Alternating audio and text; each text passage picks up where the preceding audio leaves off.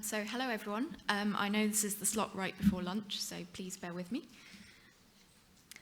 So today I'm going to talk to you about canSAR, which is a free public resource for cancer translational research, which has existed since 2010 and is available at cansar.icr.ac.uk.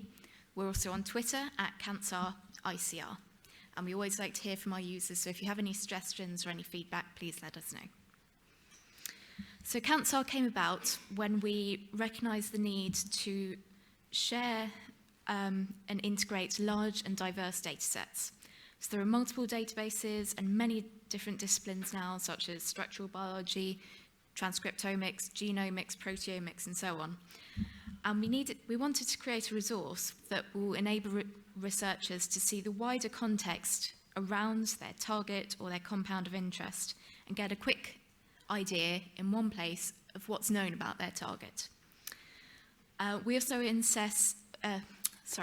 was also designed to enable users to assess their own experimental data in the context of the public knowledge base. canSAR was designed to aid decision-making, be it target prioritization, early identification of any risks in a project, to enable the development of hypotheses, and also to enable users to design their own experiment. The key feature of canSAR being that it's live and it's frequently updated with new data sets as they come out. So canSAR currently integrates data from a wide range of sources, such as Expression Atlas, Kemble, clinical trials, the PDB, cancer.gov, Phosphocyte, and so on. We also use this data to make our own predictions of druggability, which I'll come on to in a minute. So in the last year, canSAR has been used by more than 65,000 users worldwide, excluding those from our own institute. And it's been used by both academic institutes and pharmaceutical and biotech companies in both the US, the UK, and further afield. So to give you a quick overview of the data we have in canSAR, we have nearly 2 million drug and compounds. We have over 8 million experimental activity measurements. We have over 12,000 tissue samples and cell lines, and we also have over 20,000 proteins, including their variants. So for those that aren't from a sort of druggability pharmacology background, we consider a protein to be druggable if its activity can be modulated in vivo by its binding to a chemical compound. And a key feature and a key component of this is that not all proteins are equally druggable. We can predict how druggable a protein is by considering a number of factors. So for example, by looking at the protein structure, we can look for the presence of pockets on its surface and the volume of these pockets.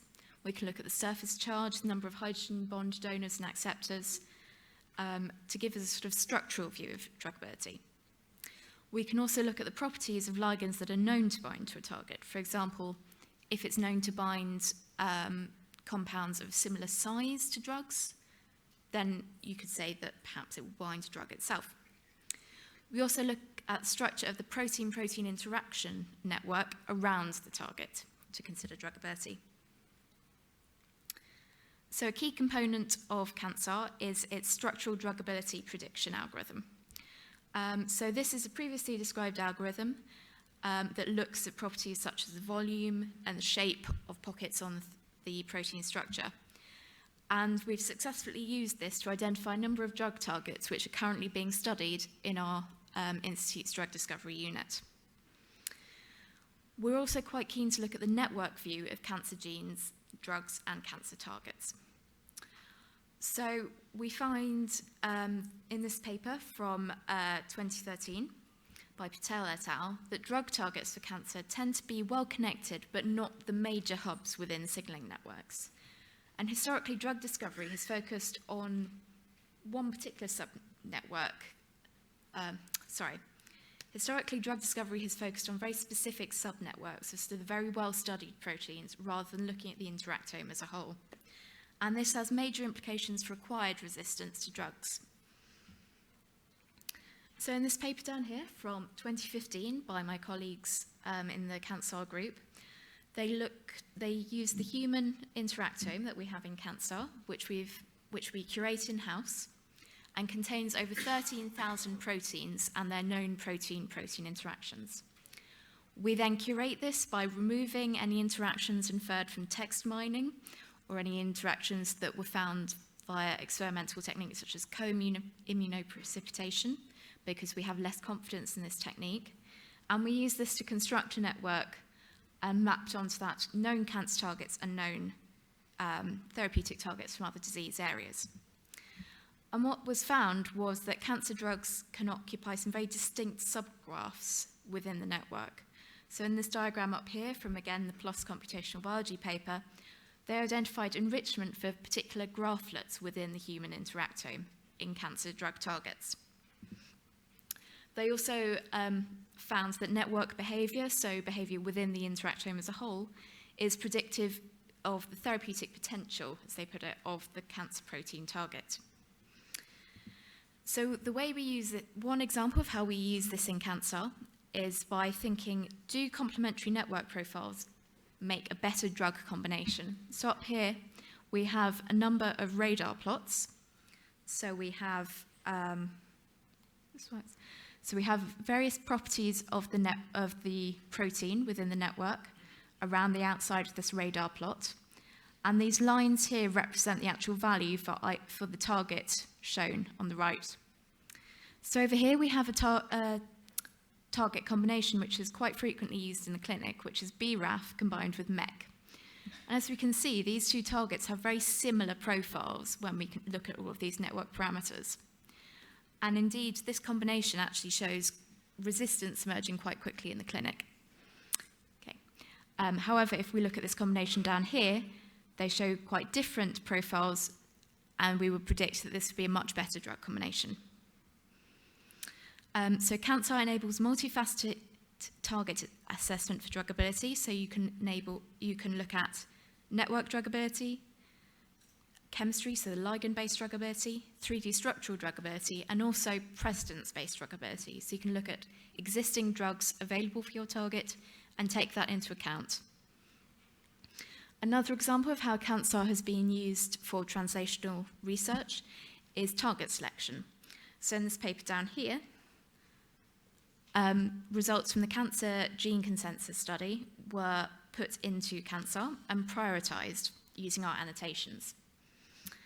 So canSAR was used to identify which of these genes in the cancer gene census have direct evidence for chemical tractability, so that's slightly different to druggability, which of them have existing drug target, which of them are existing drug targets, which of them are oncogenes, which of them are tumor suppressors, and so on.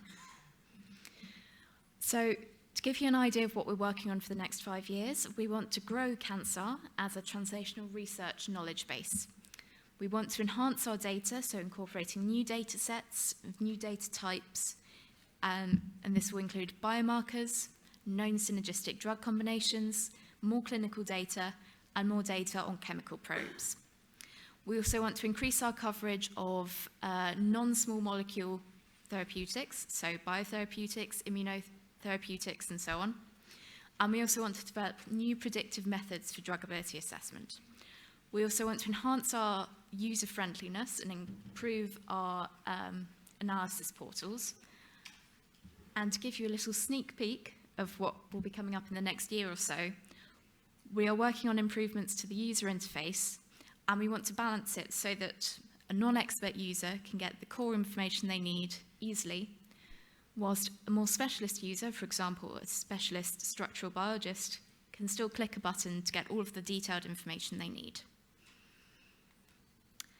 So I'd like to thank my supervisor, Bisan Al-Azakani, who sadly can't be here today, and the rest of the canSAR team, the ICR's CEO, Paul Workman, who's very supportive of canSAR, and also Cancer Research UK, who have provided us with a major strategic award to enable us to support canSAR and therefore support the translational research community.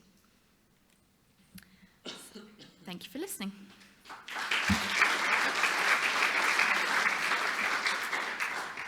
Thank you, Elizabeth. We have time for a few questions.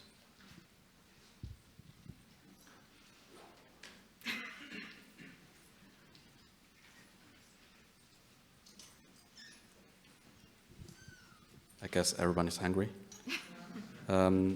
Before you leave the meeting room, we still have one talk, and we do have voting tickets for the best posters. Please help us to vote. Then I would say we move on. The next